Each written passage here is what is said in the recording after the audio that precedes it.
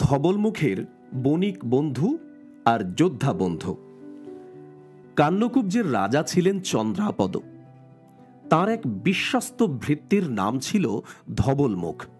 সারাদিনের কাজকর্ম সেরে সে যখন বাড়ি ফিরত, দেখা যেত সে অন্য কোনো জায়গা থেকে পানভোজন সেরে এসেছে।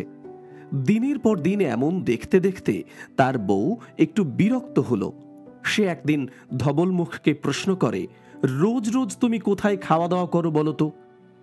ধবলমুখ বলল, আমার দুই বন্ধু আছে, আমরা তিনজন একসঙ্গে খাওয়া দাওয়া করি। একজনের নাম কল্যাণ বর্মা, সে আমাদের খাবার দাবার যোগান দেয়, আমার কোনো খরচাপাতি হয় না, বড় ভালোবাসে আমায়। আমার আর এক বন্ধু আছে, তার নাম বীরবাহু, তার কথা আর কি বলবো তোমায়, সে প্রাণ দিয়ে আমাকে ভালোবাসে। সব শুনে টুনে তার স্ত্রী বলল, তা তোমার দুই বন্ধুর সঙ্গে আমার পরিচয় করিয়ে দাও না গো, তোমার কাছে শুনে আমার তাদের সঙ্গে আলাপ করতে খুব ইচ্ছে করছে। ধবলমুখ বলে, বেশ তো, একদিন নিয়ে যাবক্ষণ। কিছুদিন পর একদিন সময় করে ধবলমুখ স্ত্রীকে নিয়ে গেলেন বন্ধু কল্যাণ বর্মার বাড়ি। তাদের দুজনকে দেখে কল্যাণ বর্মা খুব খুশি হল, সাদরে আপ্যায়ন করে বাড়ির মধ্যে নিয়ে গেল, ভালো করে তাদের আদর যত্ন করে খাইয়ে দাইয়ে বিদায় দিল। পরের দিন ধবলমুখ তার স্ত্রীকে নিয়ে গেল দ্বিতীয় বন্ধু বীরবাহুর বাড়িতে। সে তখন জুয়া খেলায় মত্ত। ধবলমুখ ও তার পত্নীকে দেখে সে একবার মুখ ঘুরিয়ে বলল, কি ভালো তো? তা হঠাৎ কি মনে করে এখানে এলে? বলেই সে আবার খেলায় মনোনিবেশ করল।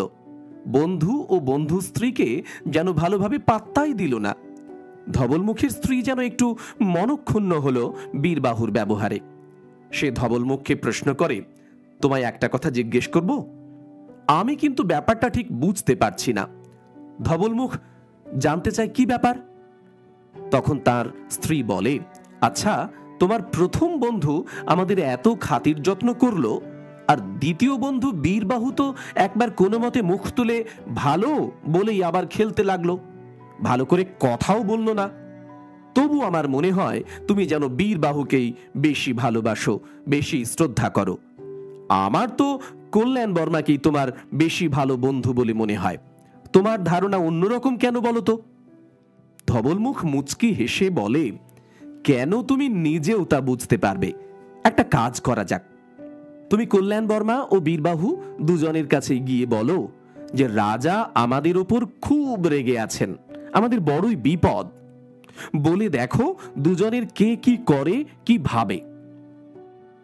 ধবলমুখের স্ত্রী বলল, ঠিক আছে, তাই হবে। সে প্রথমে কল্যাণ বর্মার কাছে গেল। সেখানে সে বেশ করুণ করে এই মিথ্যে কথাটা বলল। কল্যাণ বর্মা বেশ যত্ন করে তাকে বসালো। তারপর সব শুনে বলল, দেখো ভদ্রে, আমি সামান্য বণিকের ছেলে, রাজার বিরুদ্ধে যাওয়ার ক্ষমতা কি আমার থাকা সম্ভব? তুমিই বলো, কি করে আমি রাজার বিরুদ্ধাচরণ করব? এক্ষেত্রে আমার কিচ্ছু করার নেই, আমি নিরুপায়। এবারে ধবলমুখের স্ত্রী গেল বীরবাহুর কাছে। সে তাকেও ওই একই কথাটা বলল। শোনা মাত্র বীরবাহু কোনো দিকে না তাকিয়ে সোজা ঢাল তলোয়ার নিয়ে ছুটে বেরিয়ে এলো বাড়ি থেকে। রাগে গড়গড় করতে করতে চলে এলো ধবলমুখের কাছে। এখনই সে যেতে চায় রাজার কাছে। ধবলমুখ তো তখন অতি কষ্টে বুঝিয়ে সুঝিয়ে বীরবাহুকে নিরস্ত করে বলে, না না, তোমায় এখনই সেরকম কিছু করতে হবে না। আমি শুনেছি মন্ত্রীরা অনেক বুঝিয়ে রাজামশাইয়ের ক্রোধ প্রশমন করেছেন, তিনি আমার উপর আর চোটে নেই। তুমি নিশ্চিন্ত মনে বাড়ি যাও ভাই, আমার বিপদ কেটে গেছে। বীরবাহু চলে গেল। তখন ধবলমুখ তার স্ত্রীকে বললেন, কি গো, এবার কি মনে হচ্ছে তোমার? বুঝতে পারছো আমি বীরবাহুকে বেশি বিশ্বাস করি, ভালোবাসি কেন? তার স্ত্রী তখন মুচকি হেসে বলে, বেশ ভালোই বুঝতে পারছি। এও বুঝতে পারছি তুমি ঠিক কাজই করো। যে বন্ধু নিজের বিপদ অগ্রাহ্য করে বন্ধুর পাশে দাঁড়ায়, সেই বেশি বড় বন্ধু।